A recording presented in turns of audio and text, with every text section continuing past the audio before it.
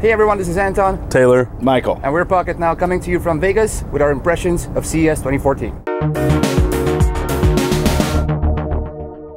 So we're going to start it off with the impressions of CES 2014 compared to CES 2013 and other shows. What do you think, Taylor? You've been here like 4 times, 5 times now. 3 times, and this year was just as crazy as ever. The show something always goes wrong, and this year was top of the charts. It was crazy show, but it was fun. There wasn't a ton of mobile-specific stuff. It's more usually kind of a broad spectrum of consumer electronics, and this year it was more of the same, but there were some devices announced and a lot of different products, and some very cool, some Yeah, this was only my second CES, and in addition to getting here late and a variety of other things going wrong, I lost my voice. Taylor's beginning to lose his voice. And so we had that to contend with. Yeah. Me sounding like an idiot on camera to contend with. But also, despite all of those complications, despite the fact that we arrived late and are leaving early, or I did, I was less disappointed in this year's CES than last year's. Last year's I didn't find almost anything to get interested in, whereas this year I came in, a lot of companies were showcasing some pretty cool stuff, and I was pleased to get some hands-on time with it. Opposed to Michael, this was my first CES, and I am disappointed, though I'm not comparing it to 2013's, I'm comparing it to MWC and IFA. I didn't like the lack of signage. I somehow cannot understand how different companies have different events at different venues. I'm more used to a convention center.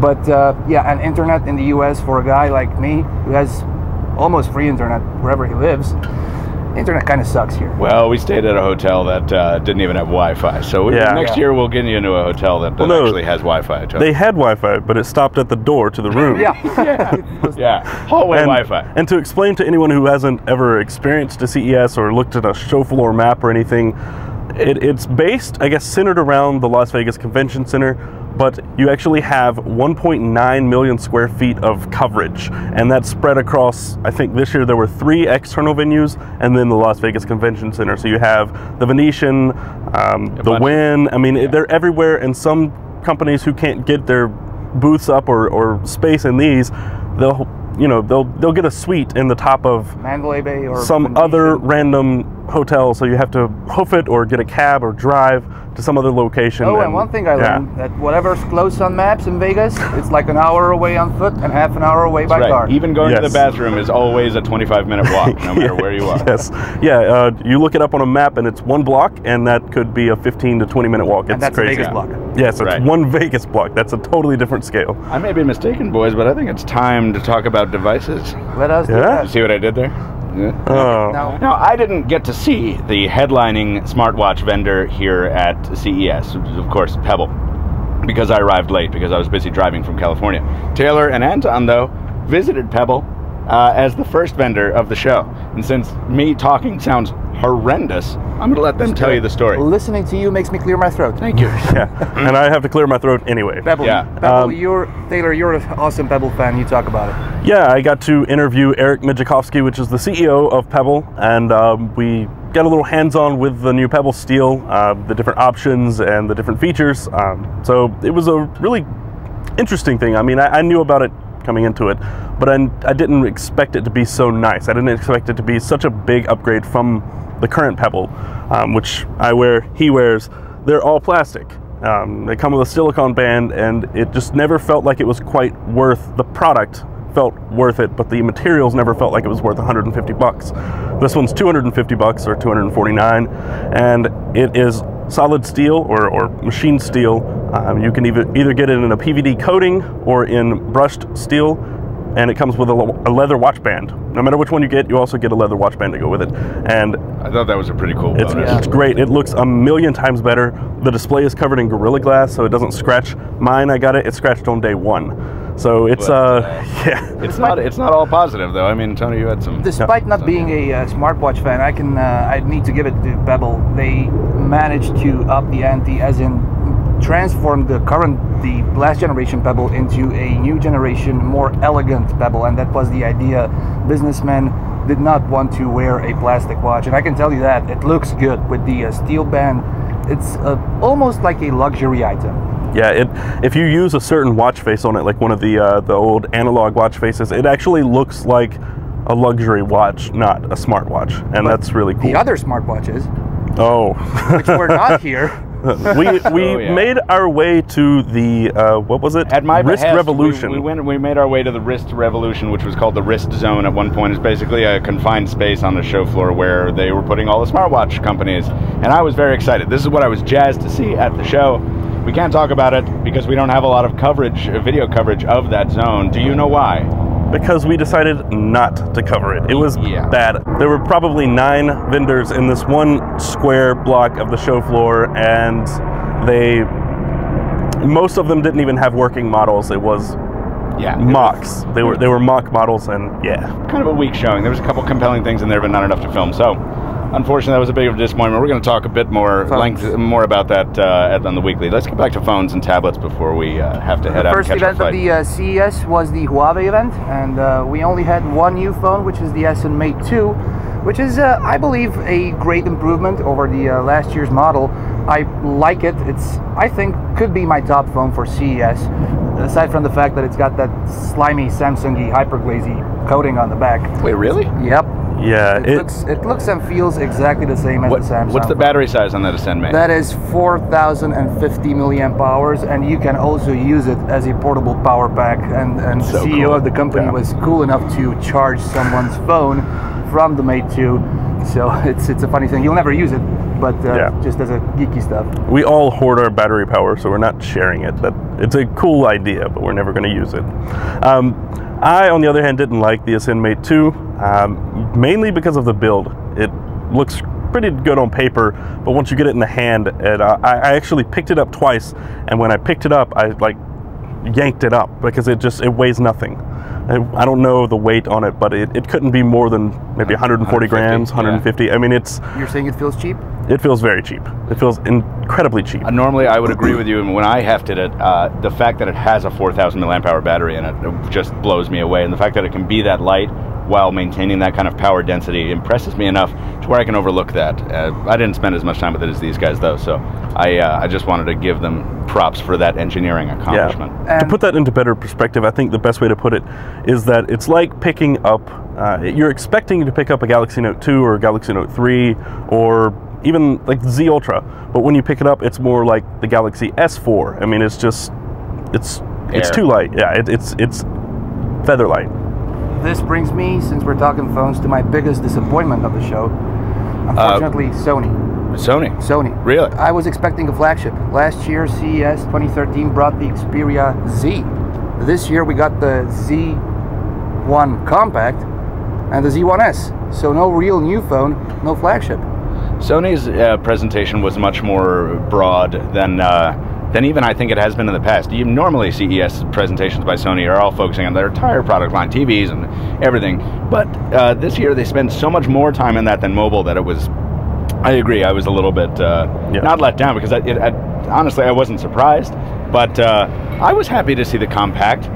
Sony seems to have answered the call for a lot of people for a smartphone with flagship specs in a very small footprint. Yeah. I mean, it's a little thicker than I would like, and there's things that I don't necessarily like about it, but it looks very compelling, and they finally fixed that screen side visibility problem by using a different panel, an IPS panel, which still has a screen protector on it permanently, but it looks pretty dang good in person. Yeah, surprisingly, I think my favorite phone of the show is from the most unexpected manufacturer yet, ZTE. Yes. I never would have said that before. I never expected to say that. But the Nubia 5S is, it's actually pretty sweet. It's slimy and everything. But the phone itself, the stuff they put into the camera, the software, the hardware, it seems pretty compelling to me, and it's something I would carry. The artificial horizon in the viewfinder and the independently targetable stuff. For me, it's the 5S Compact. Or no, 5S Mini. It's not a Sony 5S Mini. Which is just glorious to hold in the hand, and it has that chalky kind of feel to it. And middle ground. They need middle ground. They do need a middle ground. The matte finish on the back of the Nubia 5S would have just put it over the charts for me. So, you know, the other disappointment of mine? What? The lack of seeing Nokia and Microsoft. I was expecting to see them here, though MWC is their turf, and I'm sure we'll see them next month. but there was no Nokia and Microsoft significant presence in terms of smartphones and tablets. I wasn't expecting them much, though. I really wasn't let down. Like you say, MWC is their thing. You know, I mean, always we love to see it. Still, I was expecting them at least to have a show floor summer showing off the current phones, or I don't know, something, a presence. A significant one. Ads, at least, if nothing else, ads, because Samsung always dominates these with ads. There are buses wrapped in Galaxy Note Pro. Before I even got to the show floor, I saw a bus wrapped in before the it was Galaxy official Note Pro thing. Yeah, before it was official, they had Note Pro branding everywhere. And can we close it out on? Yeah, on the talking about that, I was about to say lack of tablets, but then Samsung came and threw 4 at us. So, yeah, which one's your favorite? You know, they all have the same specs, by the way. So they all have the same specs, which made filming them such a challenge because trying to make them sound new and everything. They all have the same specs, they have the same UI. But that said, I'll answer your question, Tony. My favorite one was the 12.2. I didn't expect to like a Giganto tablet. You know, I've used my NVX2, which is 11.6, I think, as a tablet, and I'm like, this isn't too big, whatever. 12.2 is substantially larger. It's way larger than that 10.1, but it's still light enough. You can't hold it one-handed landscape. No, I mean you can, but it sucks. But two-handed, you're involved in your work, and that new UI makes it really, really, really more appealing than any other Samsung And tablet. Before anyone says a 12.2-inch tablet is too big and it hinders portability, which defeats the purpose of a tablet to begin with, most people don't carry a 10-inch tablet by itself, and you're going to do the same with a 12-inch tablet. It's still going to fit in the book bag. So it's going to be exactly the same, it's just bigger. The difference is one-handed use versus two-handed use. Same, but different. Yep. Tricky For me, Can you guys guess my favorite tablet? Yeah. That Acer one. Can. No, it's that Acer Samsung, tablet. No, it's the Samsung Note Pro, the Tab Pro 8. 8.4. That I'm right there with it's got you. a big old earpiece on top. Exactly. Well, I don't care about that, but it's a great tablet. The display on it is phenomenal. But go ahead. Do you know what my favorite thing was, Tony? We were paying a little bit of tribute to you. Taylor and I were photographing some of those thanks to Samsung, who gave us some access to the devices. And I put it up to my head. I'm like, here, take this shot. Tony will like it. And one of our Samsung PR reps was like, oh, please don't. But then again, the other guy specifically asked me to hold it to my ear to take a couple of shots. Oh, really? Yeah. So anyway, it was a hell of a thing. Again, the only thing is the middle ground on the Tab 8.4 or Tab Pro 8.4. There's no S Pen. Why couldn't I have that in a Note Pro? Well, and I think we'll see that at MWC, because they used MWC to unveil the Note 8, so they'll probably do that. But I really hope so. Like that would I would own that tablet. I would enjoy the Note 8 with the Note 8 Pro with the new UI, with the new multi-pane stuff. It's good stuff. But we got to wrap it up here. Yeah. All right. Yep. We have a flight to catch. Flights. Well, overall, despite everything having gone wrong, I think we saw a lot of interesting stuff. We spent a fair amount of time in a really wonderful city. That never sleeps? That's right. City that never sleeps, and everything is way too big. And we got to spend some quality time together as a team in a configuration never before seen. Yeah, I finally met Tony after almost a year. Yeah. Only made him want to punch me a couple times. And we will be back next year. I'm not sure whether in this configuration or not, because it takes me 28 hours to get here, but Pocketnow will definitely be here. Messed up my hat. And you know where else we're going to be next month? Barcelona. That is correct. Hey. WC 2014, we will have coverage as usual from the show floor. It's going to be Jaime Rivera joining me, and hopefully somebody else. We'll see.